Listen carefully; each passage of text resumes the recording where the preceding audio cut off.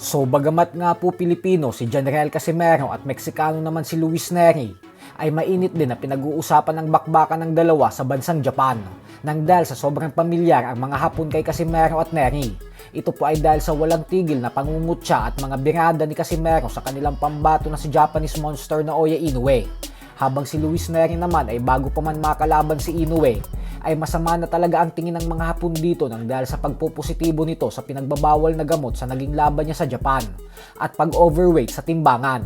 Dahil dito ay nagdesisyon ng Japan Boxing Commission na hatulan ng lifetime ban si Nery sa Japan. Pero kalaunan ay binawi naman nila ito para muling padayuhin sa bansa nila upang labanan si Inoue. Subalit sa paningin nga po ng mga Hapon, ay mas mabigat ang mga ginawa ni Nery para sa kanila kumpara sa mga trash talk ni Casimero kay Inoue. Dahilan kung bakit mas sinusuportahan nila ang angas ng Pinas sa paparating na sagupaan ng dalawa. Kapag nagbasa po kasi tayo ng mga komento sa mga YouTube channel ng mga Japanese boxing vloggers, ay makikita natin doon na hinihiling nila na sana ay si Cuadro Alas ang magtagumpay dahil ayaw daw talaga nila kay Luis Nery. Pero katulad din nga po sa ating mga Pinoy, ay alam din nila na madalas nagkakaroon ng problema si Casimero pagdating sa stamina, conditioning at pagkuha ng timbang.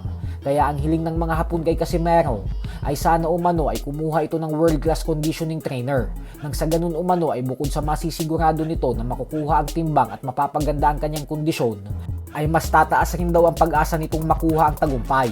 Bagamat po kasi ayaw ng mga Japanese fans kay Luis Nery, ay aminado din naman ng mga ito na malakas talagang kalaban ng Meksikanong ito, lalo pat si Nery daw ang kauna-unahang nagpagapang kay Naoya Inoue.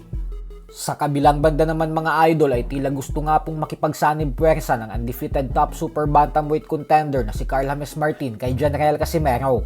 Ito po ay matapos sabihin ni Wonderboy na bukas daw ang kanyang pintuan na tumulong kay Casimero sa paghahanda nito kontra kay Luis Nery kung kakailanganin. Matatandaan natin na nagkaroon ng mga alitan ng magkabilang kampo sa nakaraan, kung saan nagkapalitan ito ng mga patutsadahan sa social media sa isa't isa. Subalit maganda pong makita na bagamat na may mga alitan sila, ay handa pa rin silang magtulungan at isang tabi na muna ang mga away para sa bayan. Sa bandang huli kasi ay kahit anong sabihin natin, ay iisang bansa pa rin naman ang kanilang nire-representa sa tuwing lumalaban sila. Kaya naman tingnan po natin kung ano ang magiging sagot ni Cuadro Alas sa pahayag ni Wonderboy na gusto nitong tumulong sa kanya. Sa kasalukuyan po ay hindi pa natin alam kung sino at kailan ang sunod na magiging laban ni Carl James Martin. Pero base sa ating source, ay maglalabas na daw ito ng official announcement sa lalong madaling panahon. Hindi pa naman daw world title fight ang susunod na laban ni Martin dahil inaantay pa nitong umakyat si Inoue ng featherweight division para mabakante ang mga titulo. Pero ang magiging problema po dito ay kung sakaling masilat ni Junto Nakatani si Inoue, ay mas magiging mahirap ang daan para kay Wonderboy na maging world champion.